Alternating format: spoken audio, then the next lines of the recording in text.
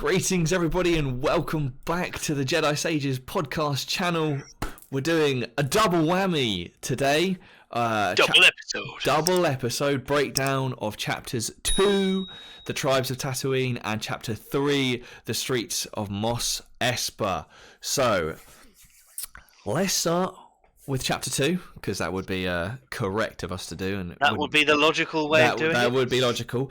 And obviously, again, warning for everyone, there are going to be spoilers ahead for both episodes, so if you haven't watched it already, pause it now, go watch it, then come back. Right, so the opening 10 minutes, very interesting, of chapter 2. So they journey back into Mos Espa by they I mean Boba Fett and Fennec Shand, travelling back into Mos Espa to speak with is it Major Domo? Oh no! What's yes? It's the mayor's major domo. Yeah. So first of all, off the bat, we saw a couple more Trandoshans, and they look cool. Yes, and yes, we did. The mayor himself is an Ithorian, looked awesome as well. So I just wanted to say props to the guys behind like the makeup department and make special effects, because they just looked so good. It's nice to see it. Yeah, it's nice to see it with the voices as well, because obviously now, they had that kind of Knights of the Old Republic original kind of deep resonant voice with, I believe, Robert Rodriguez, the director of the first and third episodes. I think he was doing the voice of the mayor. Ah, very cool.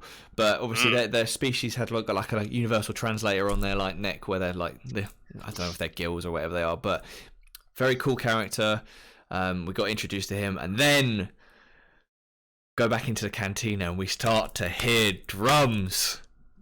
And I tell you, I was very impressed. I was curious at first, thinking what's it going to be? And I remember thinking back to the chapter 1 where they mentioned that we didn't hear your drums, so we didn't know you were coming. So I immediately knew in my head, it's probably going to be hut related. And obviously they step outside, and you see maybe 20 people. Easily. At least 20 people carrying these two gluttonous lethargic huts, who are they named? So I was going to ask you this. I don't know if they were ever named. No, not that I'm aware of, but I haven't kind of gone deep into the names. So we found out that they obviously revealed themselves to be Jabba's cousins. Yes. With distinctive, which was interesting, because in the Clone Wars, Jabba's uncle is Zero the Hutt, which is and he was very how do I put this? He wasn't very popular because of the way he spoke. He was voiced very American. I believe he had a New Orleans accent. And didn't he have a lisp as well? Yeah, played very much for comedy and very kind of for young kids. So when these two Hutts approached, I was like, I hope they're going to be speaking Huttese. Yeah, imagine if it just comes out with some slapstick English. That would have been horrible. But no, like you said, very, very strong Huttese with some distinctive tattoos on their chin for both the male and the female. In fairness, I could probably check the credits to see if they are actually named. Because the only one I know off the top of my head is Gardula the Hutt, and wasn't that Jabba's sister? Something like that, or aunt, or some kind of female relation. Yeah, some kind of family descendant. But obviously they are introduced.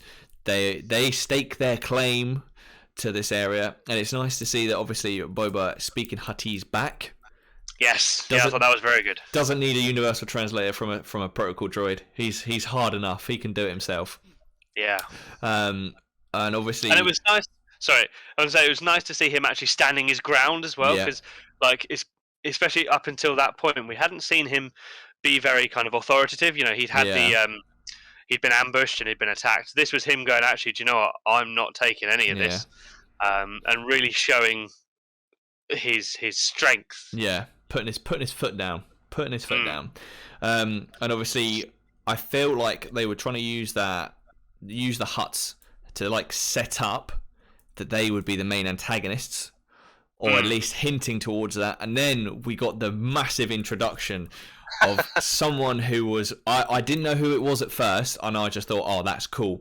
So I remember I was listening back to one of our podcasts, and we were talking about Knights of the Old Republic 2, and how that there's a Wookiee called Hanhar in that. And you said that he was very much like this other Wookiee character from the Legends that has now been officially canonized in Black Chrysanthemum. Chrysanthemum. Ugh, tongue twister.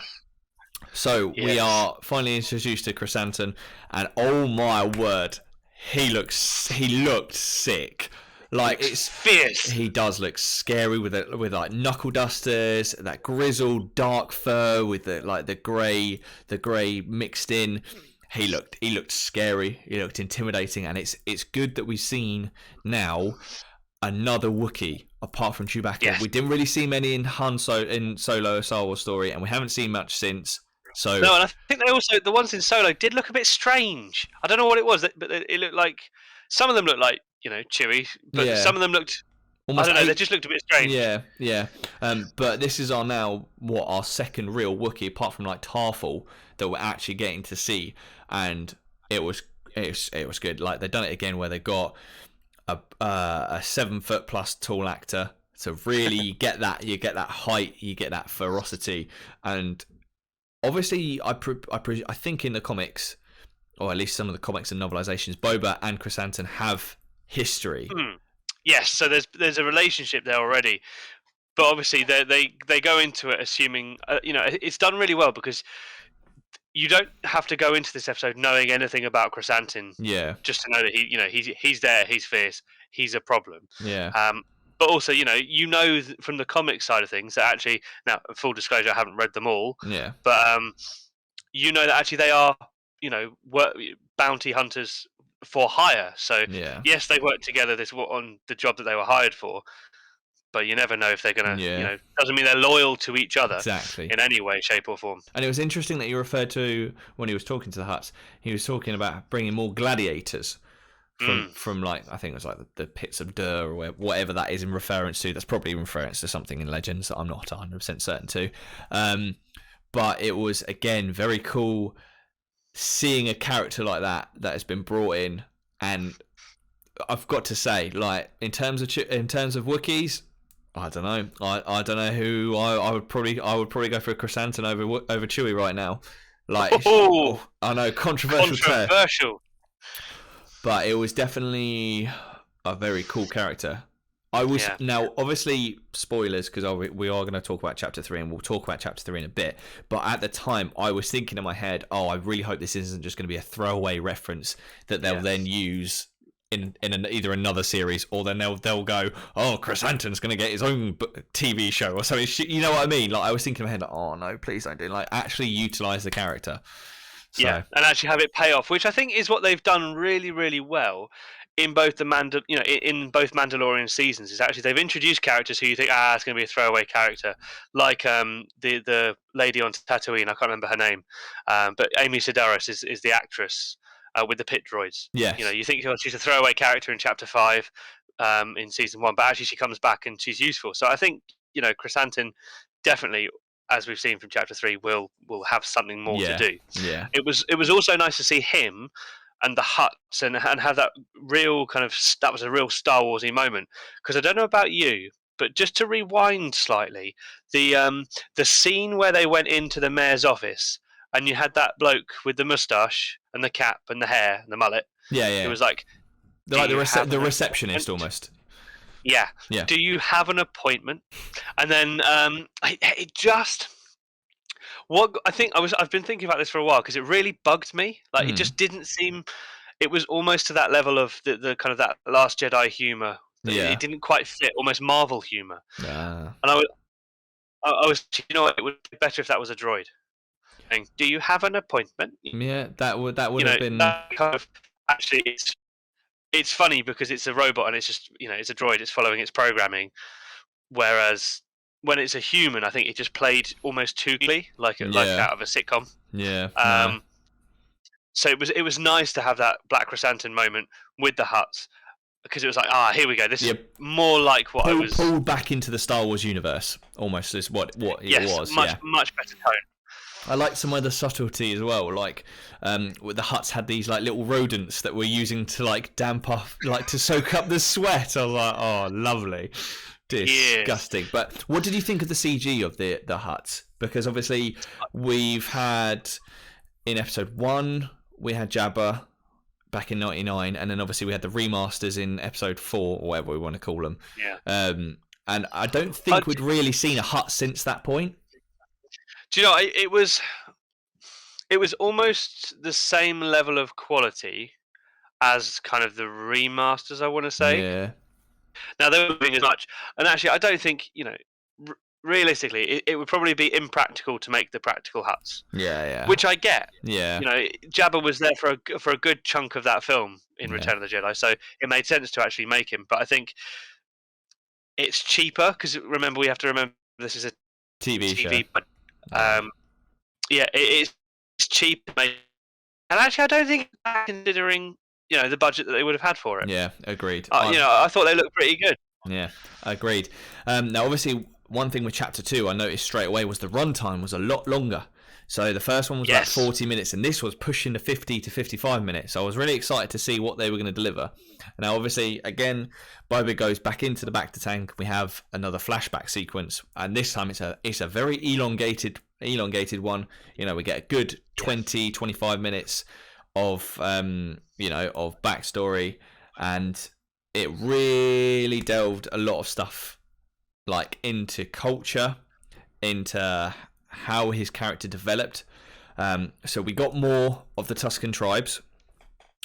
We get to see the corny training montages, him learning how to use a gaffy stick, which was quite cool. Right, like a bantha. Yeah, very, very, very good. And obviously, I don't know about you, but obviously after the training, a couple of the training montages, we get then introduced to the pike trains that keep swinging on by. Yes. And I was getting Western vibes just constantly. Oh, I was getting them cowboys and Indians vibes. Yes, yeah, very much like almost Back to the Future Western as well. Like there's a train, they've got it's a typical train heist. It's brilliant. It was very cool, and it was just that it was that sense and setting that they had done for it in terms of having the natives, i.e. the Tuskens, against a technologically superior adversary in the Pikes. And I wanted to ask you, I don't really remember much of the Pikes. I know I think they were in 1 or 2 episodes of the Clone Wars or Rebels, whichever one it was. Yeah, particularly in the last season of Clone Wars season 7, they were established as part of the crime syndicate. Yeah. Which obviously Darth Maul, Crimson Dawn then became kind of the leaders of. Yeah. I can't remember who else was there. I think obviously had Dryden Voss's little gang. Yeah. And there was also who was it? I think they've hinted it was the kind of Prince Shizor or Zizor, whatever from Legends. Yeah. I can't remember what species he is. Yeah.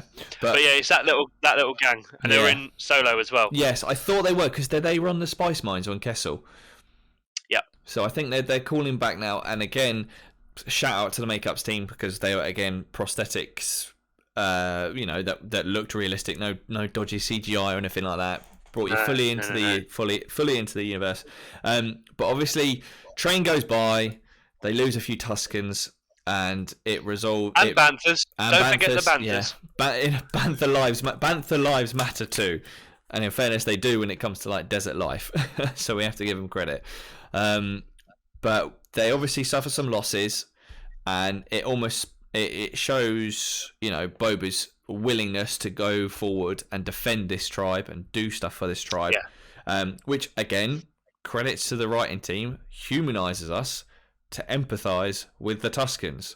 I was thinking this when I was watching it. I was like, we watched episode 4.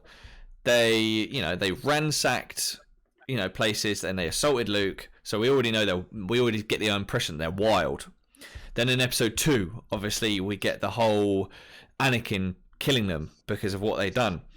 So, buried in our minds is like Tusken Raiders, wild savages. They're just like kill on sight, basically. Then obviously we had a hint in Mandalorian season 2 in terms of Din Djarin able to communicate with them, and then you're like, well, okay, maybe there's a little bit more to them. Now, the tables have completely turned to a point where you are now rooting for the Tusken Raiders, and it is mad. But you have to give credit to the directions of the episodes and the writing staff that are able to do that. So props to you. Props to you. Yeah, and I thought it was just fantastic. It's really, again, it's that story of understanding the indigenous people and kind of not humanizing them, because they're obviously just getting a better understanding of them, to realize that actually they are a civilization and people too. It's absolutely such an important story to tell. Yeah. And I just thought it was brilliantly done. I think, props to. I think it was Steph Green who directed this episode. Yeah, I think it's Steph Green, but fantastic. Yeah, it was brilliant, and it's just amazing how it's just now. Like I said, it's flipped everything we know on its head, and now you actively root for these wild savages that you thought that they were before, but they're actually just like thoughtful creatures and people. You know what I mean? And you get the understanding of their civilization. You see women and children. You feel, and I think it's particularly important linking back to episode 2. This child is quite endearing, isn't it? You feel really connected to that child. So when now Anakin says in episode 2, "I killed them all, the women, not just the men, but the women and the children too." You're thinking, suddenly, oh my God. Oh damn, yeah, that's that kid that I've connected to in Book of Boba Fett. Imagine just having a kid like that killed. Yeah. Just, or really, hopefully, will demonize. Looking back, whenever we do our rewatch of episode 2, it will demonize Anakin a little bit more. Going, you bastard! Literally. Yeah. But then, so I was reading this on the official website. So Boba then goes in search of who this gang is, because I don't think he knew that it was the Pikes at first. And we come across. So this was official.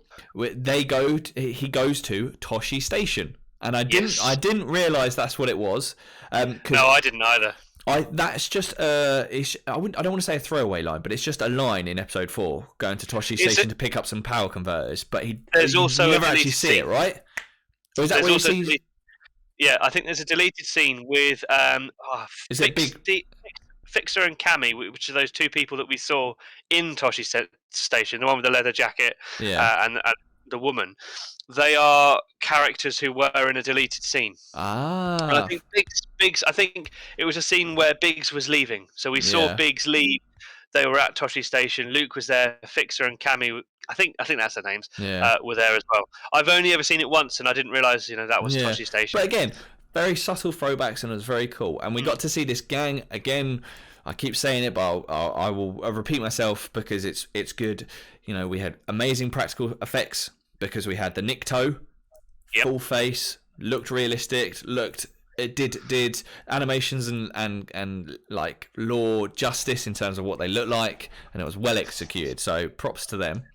The only thing I would say, which will lead on to a point that I'll talk about more in for chapter 3, is I don't know whether they're using very human or very modern costumes, not for the humans, but like for the Nikto, you had leather jackets. Yeah, but I think they were going for that biker gang vibe, weren't they? Yes, they were, but I wonder whether whether some of the costume choices, less so in this episode, more in chapter 3, which I'll talk about later. Yeah. But I do wonder whether they should be rooted in human culture, modern culture, but are they alien enough? Yeah. Do you know what I mean? I certainly think yes, the Nikto gang, it didn't pull me out in this one. No. Looking back, I was like, oh, that's you can tell they're bikers. It's like Hell's Angels. They got things on their back, on their logos on the back. But you could just see things starting with the choices that they made that lead into chapter 3, which really pulled me out. But I'll talk about that later. I know exactly what you're talking about, and I too will happily discuss that. But no, we got to see a really good choreographed fight scene, which, if I am not mistaken, I did have to do a few double takes, but it looked like Temuera was doing a decent amount of his own stunts. I think so. where there is like it's his I think he's New Zealand, isn't he? So like maybe his Maori. Or Maori, yeah, Maori skills coming into play, but it was well choreographed. You got to see a lot of hand to hand and gaffy on body stick action, which is also interesting because actually, Boba Fett, huge proponent, fighter with rifles, blasters, etc. It's nice to see. Actually, his rifle let him down. It broke. Yeah. And actually, do you know what I mean? He's becoming this.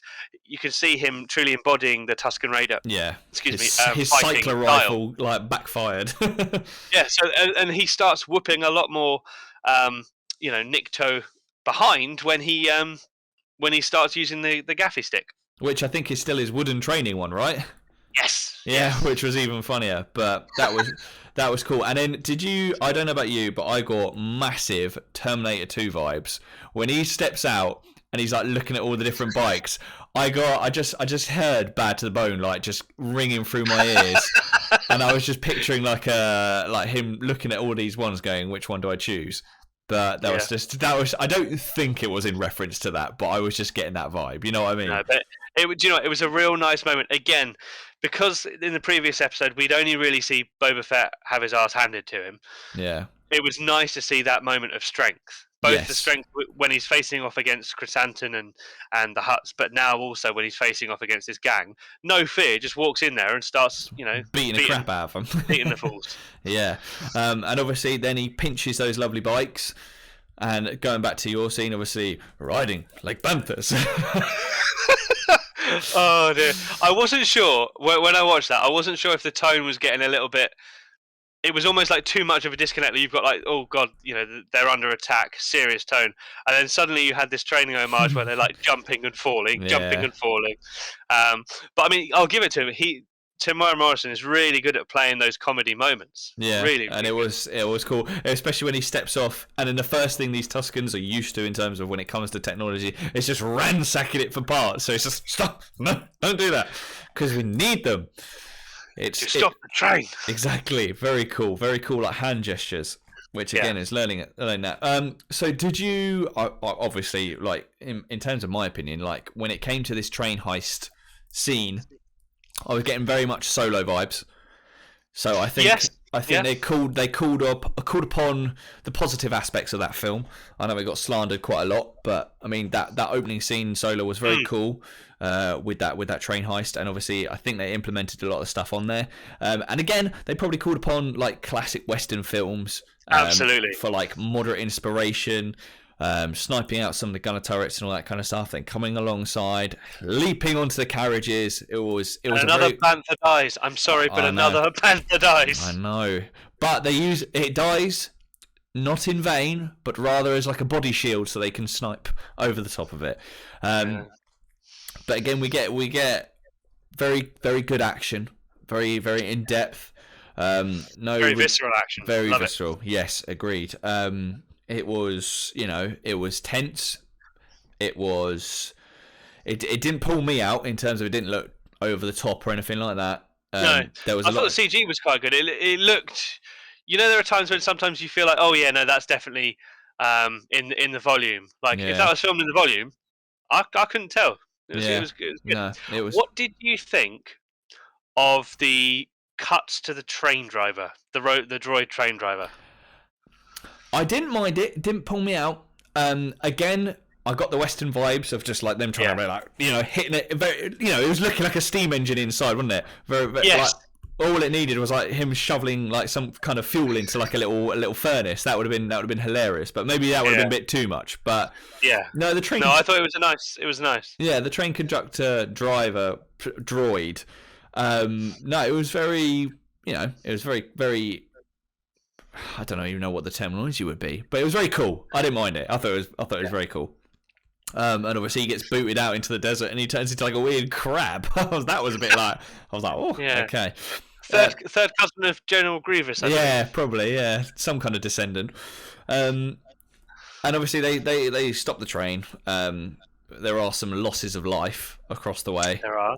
And some very heroic moments from the warrior. Yeah, from the Tuskens, swinging through like different carriages and all that kind of stuff. And obviously then we get Boba's presence as some kind of leader when he's dictating terms to the Pikes. And we get another. I don't know if this is. I think this is like our second or third actual reference to spice, because we know that's the main. It is a drug, right? It's a narcotic. Yes. Yeah. And we get our It's the Disney Plus way of saying you're carrying drugs. Yeah. You are drug running. Yeah, basically. But we never really get it. Like we hear it, Spice Mines of Kess and all this kind of stuff. But we actually get to see it this time. You know, they drop a crate and it's like, yes, you are traveling. I thought that was brilliantly funny. Oh, what does spice look like? Yeah, it's like, that looks like that. Yeah. And then obviously, I think it does lead on to another train. Well, we glossed over the comedy of the training montages of the Tuscans learning to jump onto the thing. Maybe a bit too slapstick. Yeah, that's what I was meaning. It was just a little bit, from the seriousness to suddenly, riding like a panther, and maybe not when it goes in reverse. Yeah, like it worked as comedy. And it worked as Star Wars comedy, but we're coming right next to the bit where he's just beating up that gang. Kind of a disconnect. I don't know. It just, I was like, I enjoy the episode and I enjoy those elements of it. But as I was watching it, I was like, ooh, that. But actually, looking back, I like it. But it just made me think.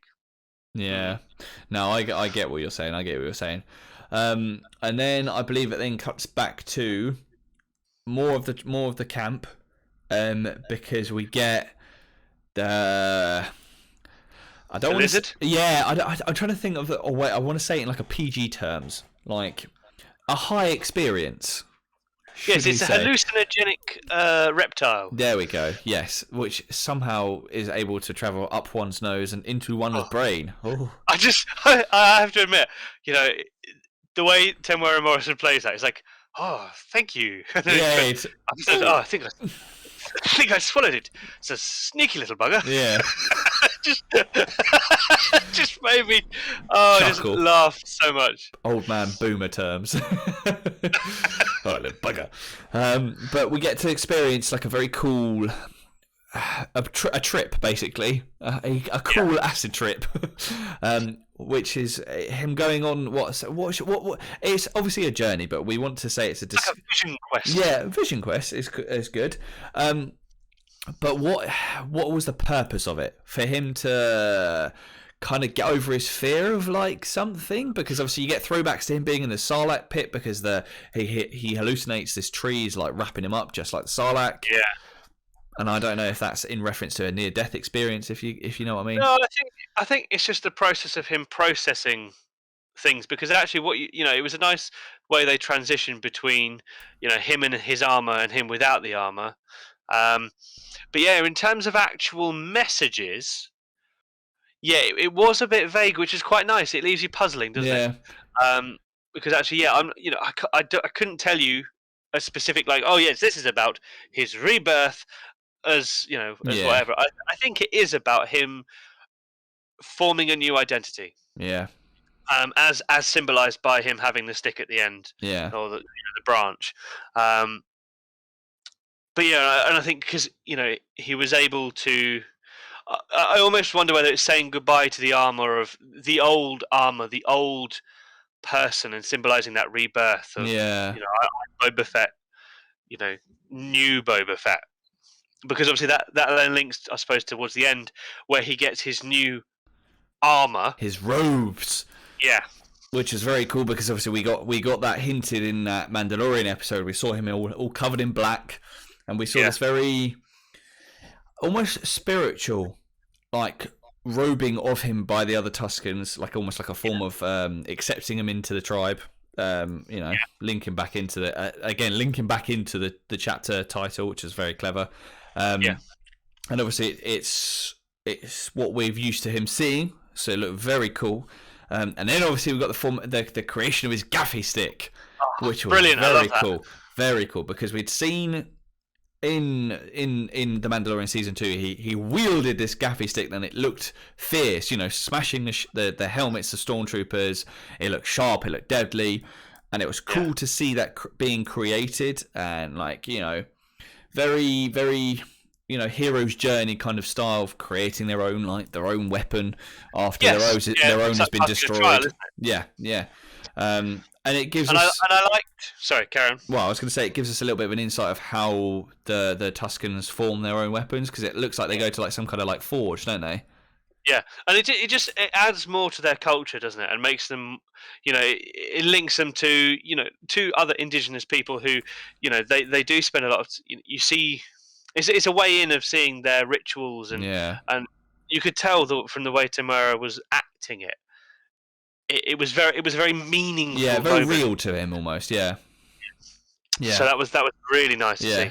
And also the actual setting was taken from some Ralph McQuarrie art. Was it?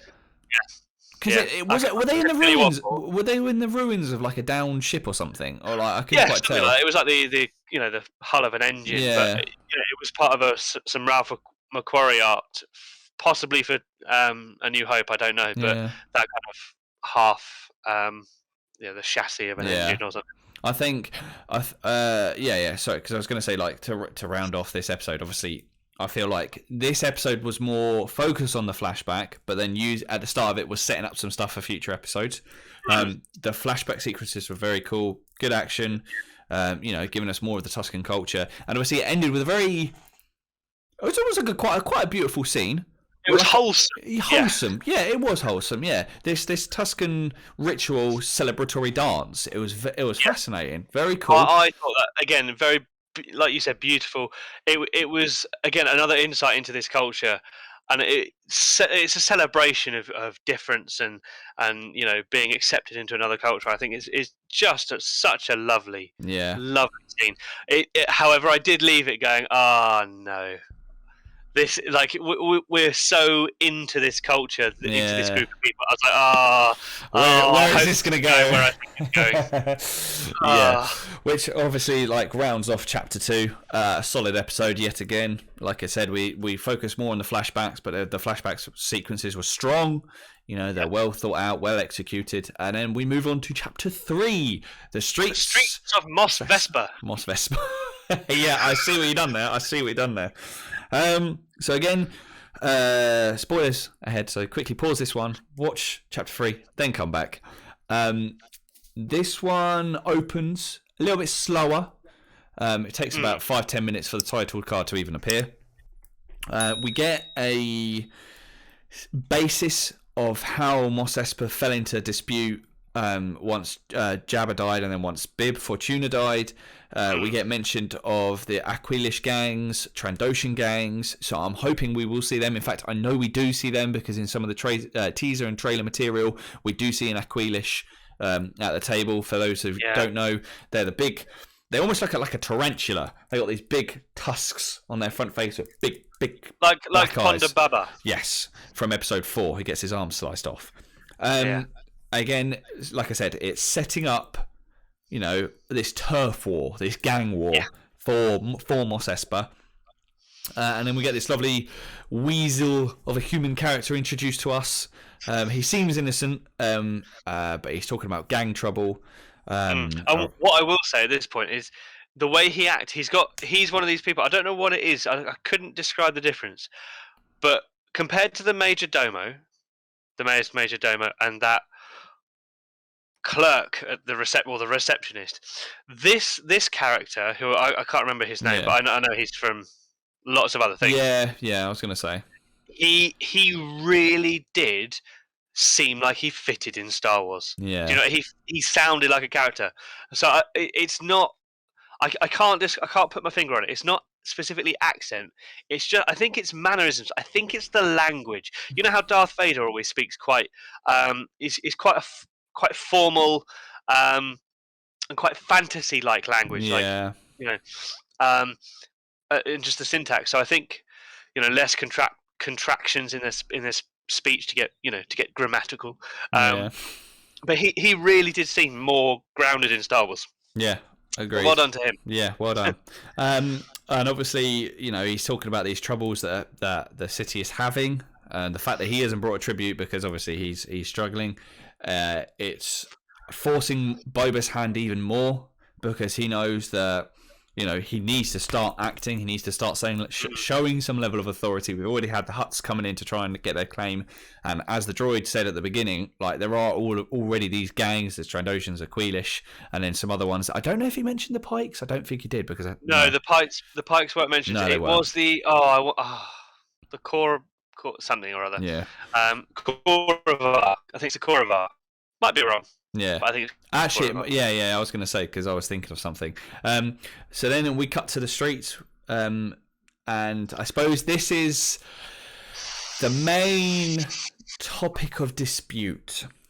So yes, this guy says that these gangs of youths, excuse me, are augmenting themselves with cybernetic implants. More machine than man. Yeah. I like that little reference to Obi-Wan's line there. Yeah, that was quite nice. And he's saying that obviously these guys are causing a lot of trouble. Now, I don't mind cybernetic augmentation in the Star Wars universe. That is perfectly legitimate. Yeah, absolutely. We've seen it in the comics as well, like comics and in other games and things like that. It's been done. Yeah, it's been done. But I would say the execution in some aspects was a little off, should we say? It was just very shiny. Yeah, it didn't seem very like it was Tatooine. Like this is a poor planet. There's a lot of poverty. There's a disparity between different classes and all that kind of stuff. These guys had clean stuff, like you said. There was no infected skin or anything like that. I know you got to keep it like PG, but at least make it look like these people fit in. Which I think I know what point you're going to link it into. The costume design probably failed a little bit on this episode. They were very human, as in they were wearing more so than the Nikto bike gang. They actually had leather jackets. You could see the little badges and things that just made it very human. Yeah, it almost looked like they just walked off a Gucci catwalk. That's what they looked like that they were wearing. Yeah. Some of the costumes, I can get the leather, the female character. But it needs to be rough. It needs to be rough. You know what I mean? But one of them, the bloke, the British bloke who had the eye one. Yeah. He seemed like he was wearing proper formal clothes that you'd see on Coruscant. Yeah. And I think it fits. It's clothing that fits within Star Wars. It just doesn't fit on Tatooine. No, agreed. You'd expect them to be wearing the robes or like Owen and Aunt Beru or spacer outfits. Yeah. If they were in kind of jumpsuits, then yes. But this guy would look like he was wearing a blazer. Yeah, he literally looked like he. But a blazer nonetheless. Yeah, he looked like like you said, he had stepped off out of a Coruscant bar as opposed to a Tatooine cantina. It's like he was going to sell me death sticks. Yeah, exactly. And nobody wants to sell you death sticks. Nobody. I don't want to sell you death sticks. You want to go home and rethink your life, which I think they need to do because I think, like I said, poor choice. It does pull you out. I don't mind the characters. I didn't mind the cybernetic augmentation. No. That works. Roughen them up a little bit. Ragged clothes, dirty leather jackets, stuff like that. And they're speeders. They look like Daleks.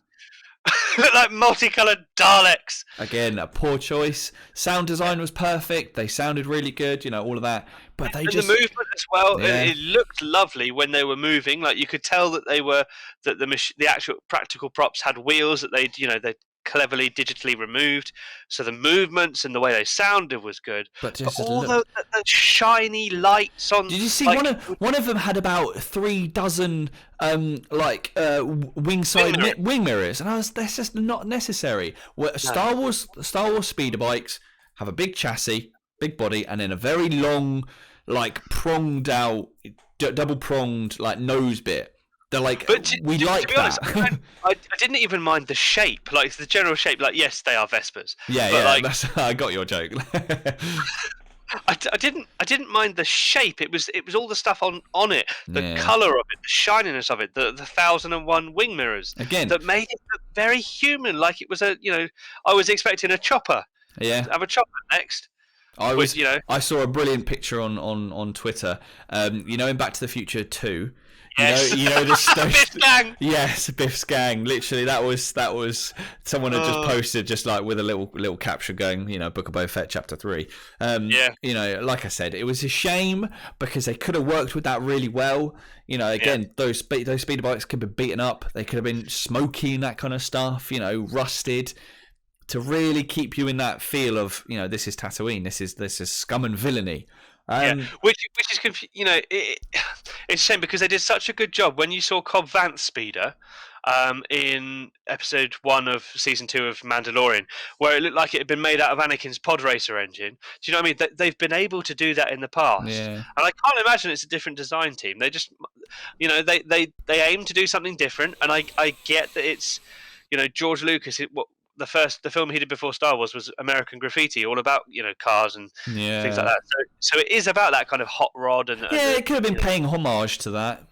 Yeah, but it's just it needs to fit within the context of the universe. And the planet that you're on. Yeah, which is a shame. But obviously, Boba takes these people under his wing, which I didn't mind. I mean, the problem is, I'm starting to get the vibe where I would like to see him be a little bit more ruthless.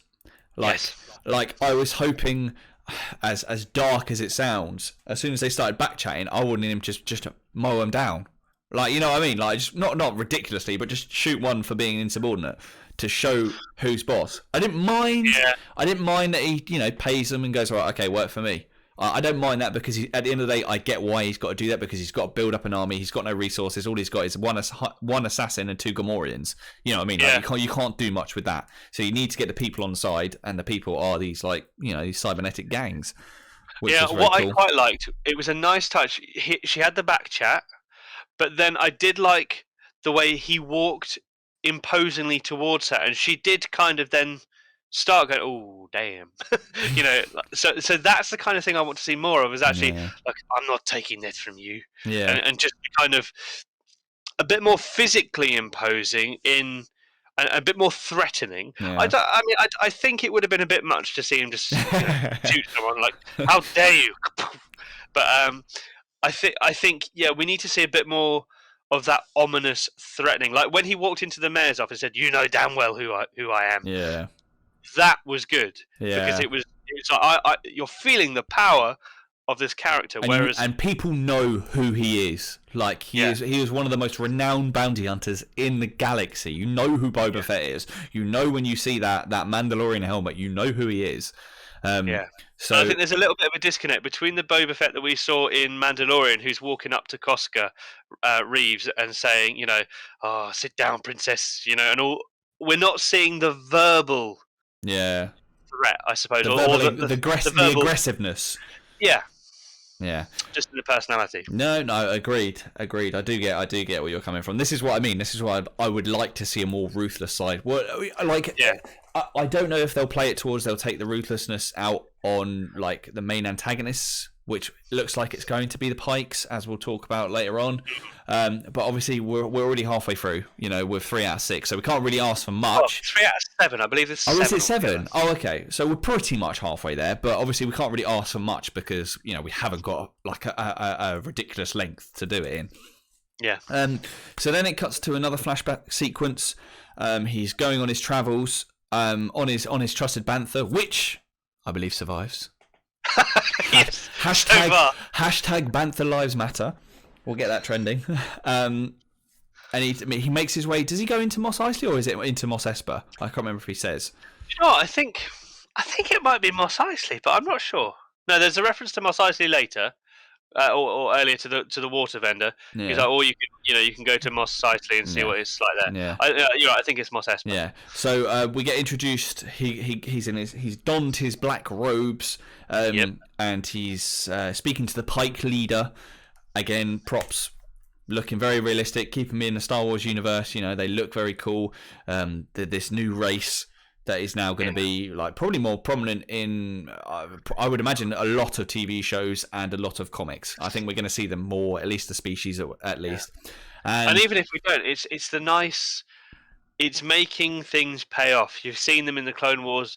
and you don't have to have seen them in the Clone Wars to understand who they are now. Yeah. But actually, it's nice. It's like, oh, do you know what? They are connected. Whereas with the sequel trilogy, they kept very much to sequel trilogy aliens. Yeah, didn't they? So you had the Abnedo. Is that the one, the fish-looking kind of one with the long head? Almost a Cellcat-looking one. Yeah. They kept very much like, these are the sequel trilogy cast of aliens and characters that we're going to use. You didn't see many Twi'leks. You didn't see many Rodians, which kind of, it felt very insular. Whereas this, you're feeling a connective tissue between all of them. Yeah, everything's linking together.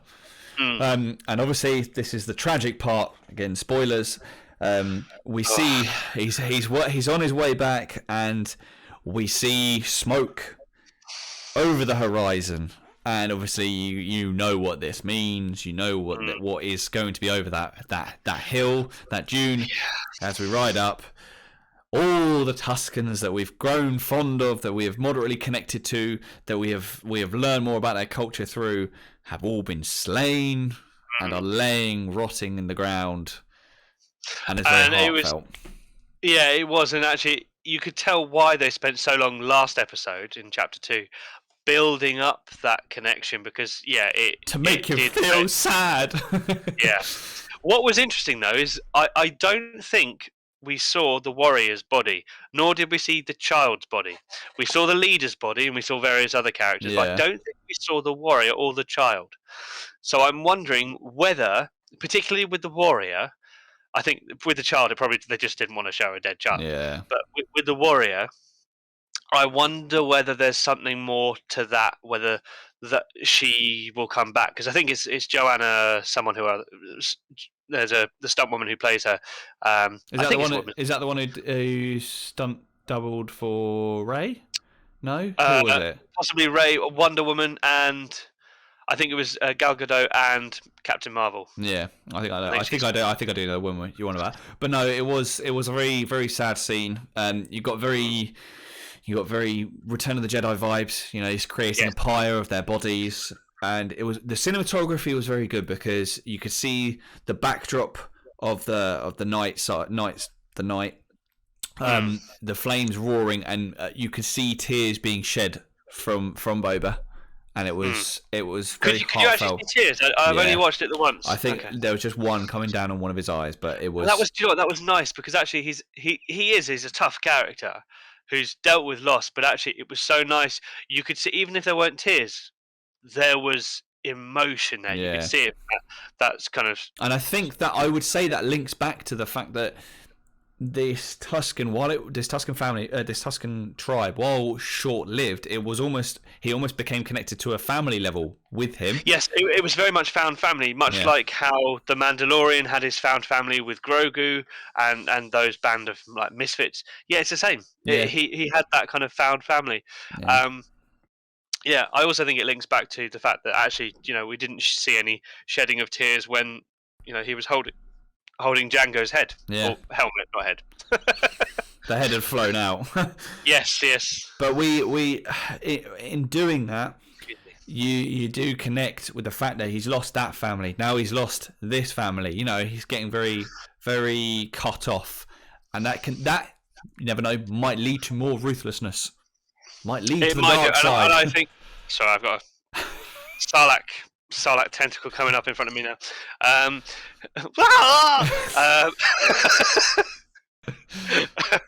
This is my cat Phasma, everyone. She's but yes, I think we're going to see a real amount of ruthlessness from him against the Pikes. Yeah, that is born because of the massacring of this. Now, I don't know about you, but as soon as we get out of this flashback sequence, I had a little bit of a jump scare. I'm not going to lie. I was sat there. I wasn't expecting that. I was watching this. I think it was on break at work. Do you know what the first thing I thought was, as it's opening, the water was just pouring out. I was like, oh, that's not very efficient. That's a waste of factor. That's what I was like. I was thinking in my head, hold on a minute. Normally they get drained. Normally the water drains out, but then we get to see Chrysanthemum fighting. Oh my word! What a presence! Visceral presence. A 7 foot plus Wookiee clad in armor with electric knuckle dusters really has. Fantastic. He literally yeets him out of the bacta tank, sends him about 10 foot down the room. But props to Boba. He doesn't run away. He goes straight in for an attempted rugby tackle, which goes disastrously because the Wookiee probably weighs twice as much, maybe even 3 times as much as what he does. So he's not going to move him. And then he gets thrown about like a rag doll, and you get the idea that Chrysanthemum, he's kind of strong. I think he's a bit of a big boy. Yeah, but it was fantastic as well. You did see you did see a fierceness to Boba.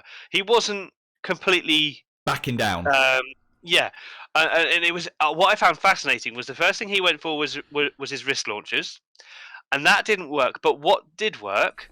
The trusted gaffy stick. The trusted gaffy stick. So again, the things that he's learned from the Tuskens are serving him better. His new code, his new skills are serving him better than his life pre-Sarlacc. Yeah. But I mean, is that what we're calling it? So you know how they in the Star Wars universe they do BB-8, before the Battle of Yavin. and after the Battle of Yavin. This is like before the Sarlacc, before the Sarlacc, after the Sarlacc. That's what we're going to call it. Pre-digestion and post-digestion. Perfect. There we go. We'll just get that briefly shortened down to a hyphenated kind of thing.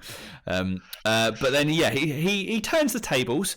He pulls out his gaffy stick. He does land some good solid blows because obviously that gaffy stick has got a good 4 or 5 did it inch. Stick in him? Yes, yeah, definitely. I was like, I sat there that must hurt. I think he clobbered him in the under parts of his ribs. Again, I don't know if he got him with a spike, and then he went in for the shoulder, and it does stay in his shoulder because when he throws him again, and you see it's still stuck in his shoulder, and then we see what can only be described as a Wookiee bear hug, and At first, I was kind of hoping, there's that throwaway line in episode 4. It's like, don't let a Wookiee lose because, they don't rip your arms off. Yeah. Droids aren't known for ripping arms off when they lose. Yeah. Known to do that. Yeah. So I was kind of hoping that he was going to do some kind of picking him up like that and kind of stretching him out, which would have been very cool. But no, we got a very scary claustrophobic bear hug. You could see the life being squeezed out of him. You see him biting and brilliant. I was thinking in my head in a real life scenario, I'm sure probably he would have lost half of his hand as opposed to just a little bit of a nibble. It was visceral enough considering it's a Disney Plus. Yeah. And the fact that he's a dark furred person, creature, animal, and it was in a dark environment, it almost added a horror element to it because you were thinking oh god. But just when you think his life and his back are extinguished, the cyberpunk gang, which is what I'm going to call them, Biff cyberpunk gang. There we go. A combination of the two saves the day. The Lost Vesper. Yeah, through a combination of fancy fancy weapons and blasters and some chains. That was actually really nice because actually the tech that they used, the appearance of it, the use of it fitted really nicely with stupid costumes. It's just the look of it. That's all it was. Plot wise, it was wonderful. Yeah, and and you see later on with the chase that it works. Yeah, but 100%. It's just the look of it. So it was really nice actually because it was darker. I couldn't really see their costumes. Yeah, it kind of worked. It worked a lot better. There we go. Just keep them in dark environments, and the then shadows. Exactly, keep them in the back burners. But there was a cool shot where there was at least 4 or 5 of them surrounding Chrysanthemum, and again you saw his size compared to these average sized humans. He was big. So I'd love to find out who the actor was who plays him. It could have been the same guy who had played Chewie in the previous in The Force Awakens and it was Carey Jones, I want to say. Really? I believe is what I've heard. I haven't gone through and looked at the credits, but I believe it's Carey Jones. Ah, cool. But I'd be wrong with Joe. But again, a 7 foot tall, top tier Wookiee. And the way the way he takes out the Gamorreans. Oh, savage! At first I thought one of them died. I was thinking I wanted. Or when he bites him. Yeah, and I was thinking again that would have been a cool moment. You could have had a little bit of blood coming from his from his mouth after taking a full neck chunk. But props to the Gamorreans. Again, I'm rooting for Absolutely. They are coming through. I was rooting for the Gamorreans. They were doing bits. They took a couple of swings out of them. And again, he gets one cornered. of them really sliced him, didn't it? Yeah. And actually, the howl that he gave off there was similar to the Chewie howl. Yes. Which I thought was fantastic. Again, the sound design for this series. Brilliant. It was really good because actually it sounded different enough, but still Wookiee-like. Yes, agreed, 100%. And then he gets cornered in. These people need to start learning that this meshed area in front of the throne is a trap. Like, how long has he been doing it? Surely people know. Pay attention to Liam Neeson. Haven't I ever told you to mind your surroundings? Exactly. Or just like realise, oh, hold on a minute, that's where people fall in and get eaten. But it was very cool that the fact that, again, linking back to his strength, most people just fall through and go through, but he's managed to hold on with one big paw. And the fact that he's not, he wasn't giving up until Fennec managed to chuck a little blade into his hand. It was very cool. And can we all just acknowledge the heroic moment that is Boba Fett arriving in his dressing gown, but also he then tells him to put the Gamorrean in the bacta tank. If that was like Vader, he'd be like, "No, you can't have my exactly. tank. They would have died." He's like, "Put the pig in the bacta tank." Save the bacon. Save the bacon. I just thought that was a very nice moment that showed that he's not the selfless, person it's he used to be. Nice little character moment. Yeah, that just shows that. Agreed. You know what? I will repay your loyalty. And we need to think of names for these Gamorreans. Should we go like Gary and Jeff or something like that? Some kind of G's. Yeah. Gary the Gamorrean and I don't know, Gary and Gavin. There we go. Gary and Gavin the Gamorreans. So we'll get them trending as well. So everyone, it's Gary and Gavin the Gamorreans.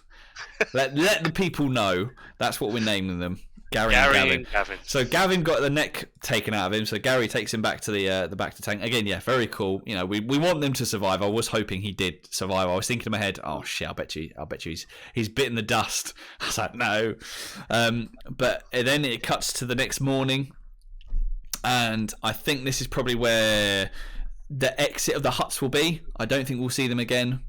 In my opinion, I think we might see them again, but we won't see them in any major role. I think their role was to set the context of the huts are still around, but then to introduce the Pikes. Yeah, agreed. So they rock up again with their 20-odd people holding them up, gluttonous creatures. And they openly admit, okay, we sent Chrysanthemum in to kill you, and it didn't work. Soz, yeah, innit? My bad.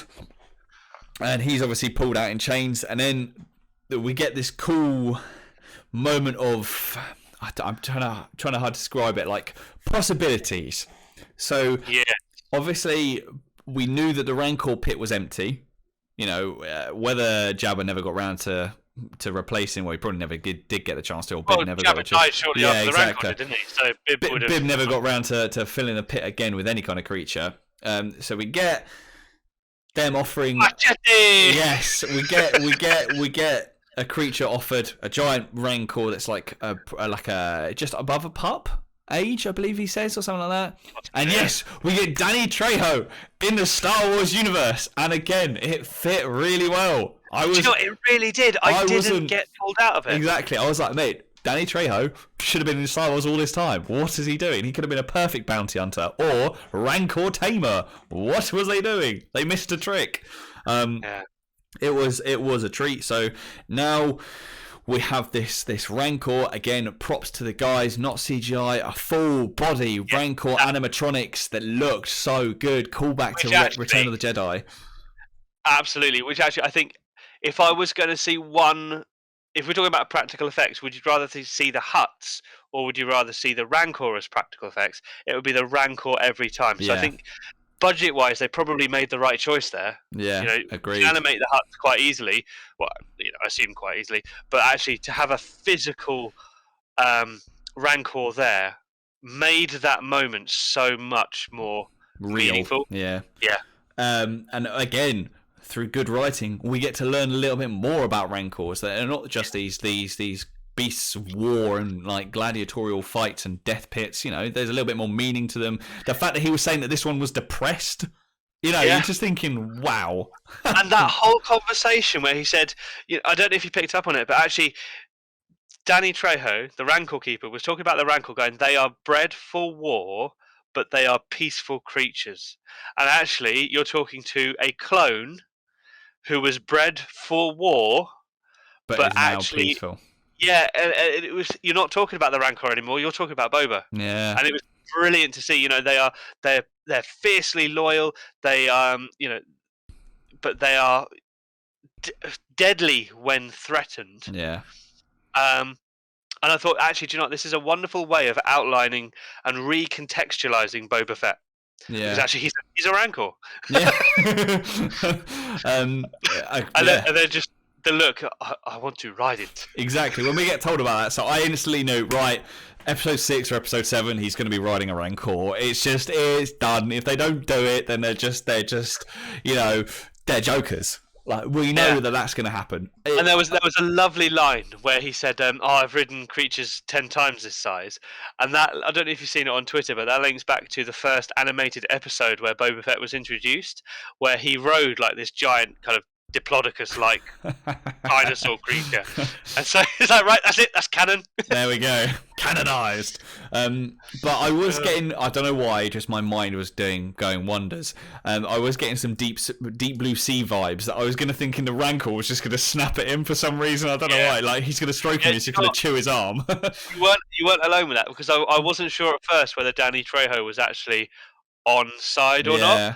Because actually there was a moment where he was just kind of watching what Boba Fett was doing. Yeah. And I couldn't tell, is that a fierceness? Is that, I'm going to switch and betray you? Well, that's what I was thinking as well. Like, when they walked away and both the Rancor and him looking, I was thinking in my head, I don't think this is going to go as we think. Yeah. But who knows? Who knows?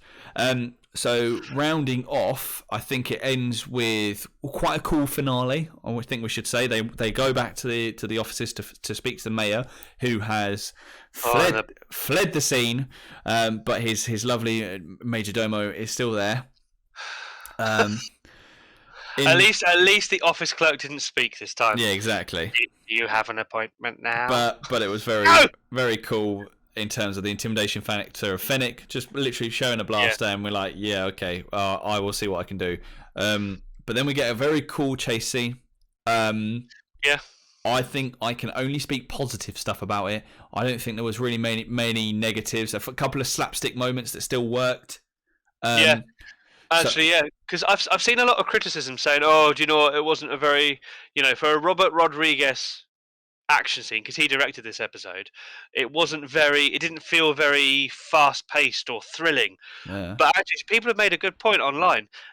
Do you know, the major domo, he's a secretary. Yeah, he's not Vin Diesel. He's not going to be pulling out stuff for family. You know what I mean? No, yeah. So he's not going to be racing around. He is going to be kind of a clumsy. It is more of a funny thing. Like, this guy is not going to get away. It's more of a chance for the cyberpunk, cyberpunk Biff gang. That's what we're calling them, cyberpunk Biff gang, to work some wonders, to shine. And it was very cool. Literally shine. Yeah. So shiny. So shiny. So I'm chrome. shiny. But there was very cool moments. Chasing through the streets, causing chaos. The sounds of these speeder bikes, again, props, sounded really good. You could feel it. You could feel the speed and the power behind them. It was a low budget pod race, really, wasn't it? Yeah, literally. Like, you probably can't think they were going more than maybe 20 or 30 miles an hour, like in real life, like if you're looking at it. But it was very cool. Obviously, there was a slapstick moment where the droid is like carrying 2 Biffs. And then instead of reversing, it speeds across, which was a bit of a slapstick, but it worked. It wasn't that bad. It fitted at that point because you built up the humour to the point where actually you could tolerate a little bit of humour in that. It was a nice progression of humour, I think. Yeah, we got to see some of these guys from the cyberpunk Biff gangs, like cybernetic augments work. Daggerfoot. We had a blowtorch, I think, and obviously we can't forget old One Eye, old Popeye, or whatever we're going to call him. Can we just that joke? Oh, I think the joke comes later. Yeah. But it's like, oh, keep an eye on them. Oh, sorry, I didn't. No offense. It's a phrase. It's like, yeah, no, it's fine. Oh god. And I think even Fennec ends with like saying like, "Oh, just let us know what you see," and I'm like. But no, I mean, like I said, solid chase scene. Enjoyed it, and again, we're mocking the Biff Cyberpunk gang, but then the crash at the end was very Back to the Future like. Oh, yeah. Did you get that vibe? Like all you had to do was spit. It's a shame it wasn't. I hate manure, panther powder. That would have been hilarious. That fit. Panther powder. That would have been hilarious. That fit very well in terms of like the weird Back to the Future vibe that we've been getting, and that would have been even better if he just spun into like a thing and like loads of like fodder just came out. It would have been hilarious. But obviously it ends with the introduction of Pike reinforcements coming, and obviously the hint of war, gang war, but not major war, but gang war. So it'll be interesting to see what episode 4 holds for Boba and the gang. I have a question for you. Yeah, shoot. So in the comics, I haven't read the comics about the War of the Bounty Hunters and stuff, but obviously Solo, we leave Solo with obviously Darth Maul is the head of the Crimson Dawn. Obviously he's dead now by this point. He was dead before A New Hope. We don't know about Kira. Yeah, very true. Will we see an old, made up to look older Emilia Clarke as head of Crimson Dawn? That could be quite cool. As head of this, the Syndicate. How old would she have been? Like what? Maybe another 30 odd years, maybe. Well, she'd be a similar age to Han. So if Han, Han was what 30, 40 something or other. Yeah. In between 30 and 40 in the original trilogy, she'd be about the same. Yeah. This. I mean, that would also, be very cool. We don't know when. Actually, no. The current period of Boba Fett is about. Well, it's 5 or 6 years after. Yeah, I was going to say So that's what I mean. It would be like, maybe, maybe not. You'd be looking at Battlefront 2 era Han Solo. Yeah. Okay, so maybe like in a late 40s, maybe early 50s. Yeah. That could work. That could be a vibe. I mean, I don't know if there's been any speculation about Emilia Clarke doing any shooting. Funnily enough, the only speculation there is that Harrison Ford has got a cameo. Ooh. And Han Solo turns up. So I wonder, actually, would it mean more to have Han Solo meet Emilia Clarke and have this kind of gangster reunion? Or would we like to see a Han Solo Boba Fett round 2? It's a little bit more fair. I would much rather see a Cad Bane. I'd much rather see Cad Bane come in. That's true. And in fairness, I'm very certain that when we get that panning shot of the spaceport landing, I'm pretty sure a couple of Duros walk by, non-CGI'd, prosthetic, so that could work. It could happen. I would like to see Cad Bane. We know he's still alive. I'd love to see Cad Bane with the Western vibes as well. Yeah, you'd be missing a trick, wouldn't you? Yeah. So episode 2 and 3, or chapter 2 and 3, reviewed, discussed. What did you guys think of them? Let us know in the comments below. We thought they were pretty decent episodes. So we're rolling on to chapter 4. We'll try and get that done at some point. I don't really think I've seen any trailers for it, so I will just be waiting for Wednesday to drop, and I'll just watch it. Yeah, literally, I still haven't even watched Spider-Man. I've been avoiding those spoilers like the wind, so it's mad. So in the meantime, guys, if you haven't already, don't forget to hit that like button, subscribe, do all the normal stuff. Podcast episodes will be coming back at some point. Obviously, we're just coming out of a busy Christmas period. Rob's going back to work, so we'll get to them at some point. There's no rush, you know what I mean? Like, we haven't got any big boys contracts or anything with anyone, so we're working on our own time. Yeah, Spotify haven't called us yet, so we're not in any rush. Or manscaping, that one seems to be popular these days. Yeah, they haven't asked us to do any kind of ad reads, but that would be nice. I would happily take that. So anyone working for Manscaped, there we go. But in the meantime, guys, we will catch you in the next episode of us reviewing the Book of Boba Fett, or in the podcast. Peace.